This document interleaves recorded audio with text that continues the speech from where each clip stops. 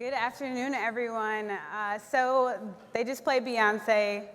My name is Rihanna. Trust me, I cannot, I cannot sing or dance, but I am a scientist, and I'm a CEO of Journey Foods, where we build artificial intelligence to help drive the future of better food. So let me grab this and give you a little bit more of an introduction. So the majority of the food we eat just doesn't cut it. We all know this, but it's really hard. In a growing global industry struggling to evolve, we actually spend $3 trillion a year on packaged foods. And this is largely driving an increase in chronic disease associated with cancer, diabetes, very low mental health outcomes. And we now know that food is the #1 cause of death worldwide.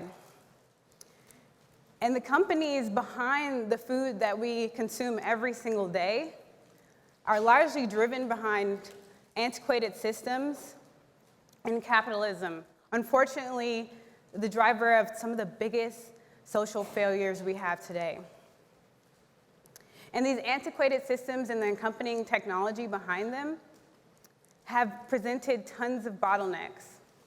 So what is this? This is low cloud-based data services, low transparency within the system. There's also an increase of trial and error and tons of food waste. And so we're bringing a solution to this industry. We call it Nutrition 3.0. It is largely driven by data, efficiency, and centered around nutrition and cost. At Journey Foods, we build software for better, more nutritious production and management of the foods made for billions of consumers. And we've built an amazing portal housed at journeyfoods.io that helps customers identify ingredient clusters that are based around nutrition, availability, and cost.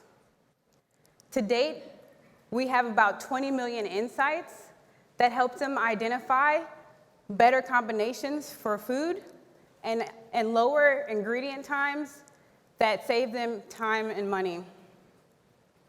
And so what we've built here with our Journey AI engine is really largely an integration of existing data sets, as well as curated partnerships, real food science insights, and journal articles. We then plug these into a decision algorithm that helps us drive more production of greater food. So now Frito-Lay can optimize for Doritos, and we can walk in here with a little bit less guilt, right? And so we're really bringing a deeper approach to data services in the industry. We're not just scraping Instagram or looking for the next matcha product to present to our clients.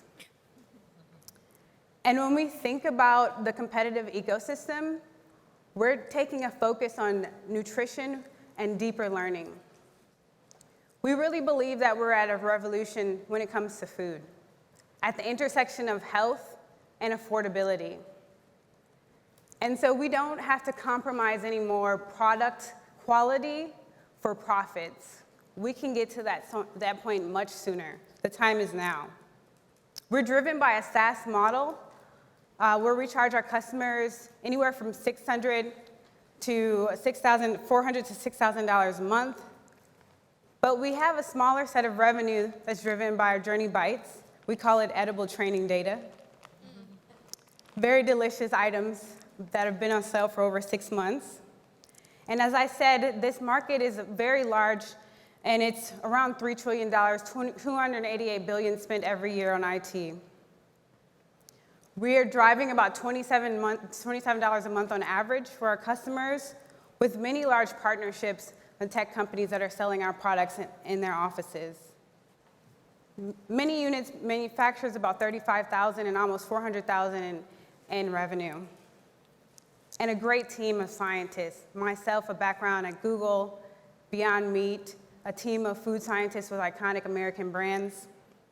We're raising $2.8 million to help drive the future of nutrition. Please join us. We're with you. Yeah. Woo. Thank you, Rihanna. Questions from judges? Jomar, do you want to start? Happy to. Thank you so much for this. Yes. This was a great presentation, and it was a beautiful one, too. I am now hungry for some of your Journey Bites. So my question... Oh, great. Amazing. So my question is actually related to better understanding kind of what the customer experience is like on the enterprise side, so the research side.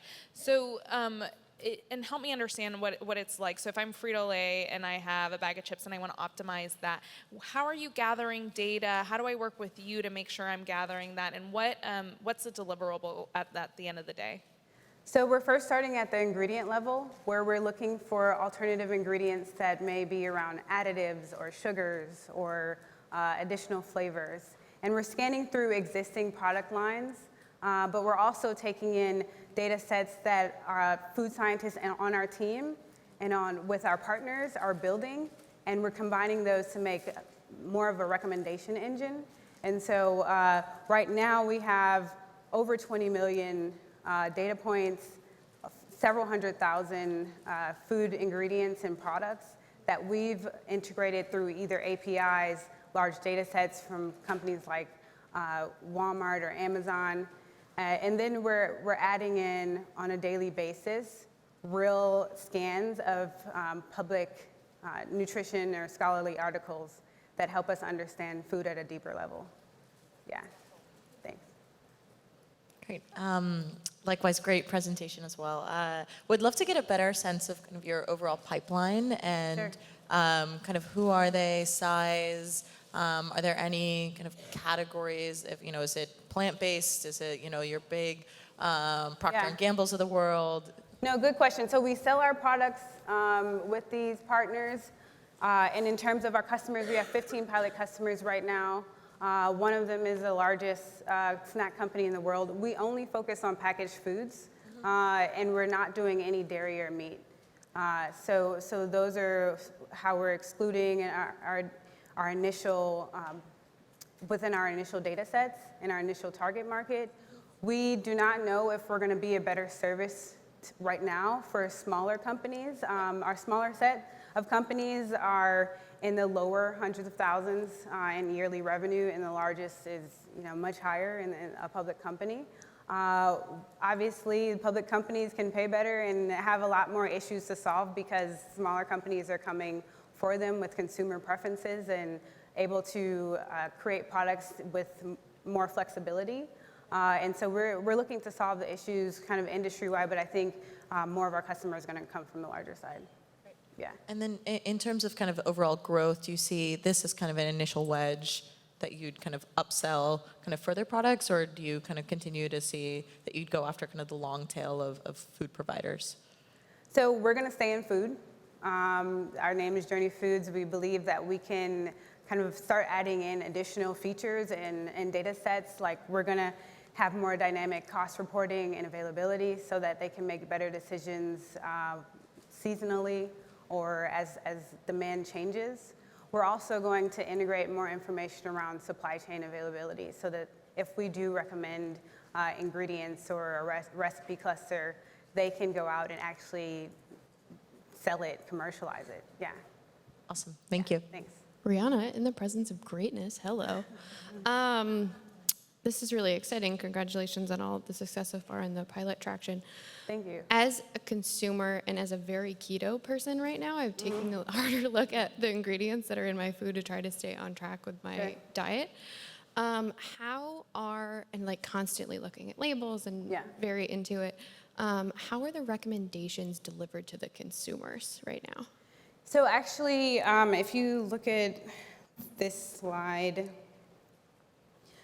so the keto, right there. Yeah. So we have variable factors such as like low sugar load, where our customers can go in and get a recommendation of and a list of ingredients that would optimize for those diets. So we do consider some of the larger industry trends as well when looking at overall data sets. Yeah, that makes sense. So I would go to the platform specifically and then look up like Hint Water, or do you know what? Yes, so we're going to be releasing a beverage feature Okay. in the next few months, but yes, you would, A product. as a consumer, Yeah. no, you can't go into the platform. We're really largely driven on enterprise services. Okay. But we do sell our Journey Bites that you can purchase, and we're about to optimize for sugar very soon. Great. Yeah. That's really exciting. I was thinking along the line, or something that would be great as a consumer interview. Or there's something that I want, selfishly. I want like, you to, like, this is probably security risk, but like scrape my Amex purchases and ping me when I buy something that's high sugar. I mean, we could potentially create some API for that, but we care a lot about privacy. Companies really want their recipes and their data sets as secure as possible. So perhaps that's a data integration that we can leave the privacy up to somebody else. I don't want that. Thank you for your Thank question. you, Yeah, Rihanna. thank you. Thank you. I appreciate it.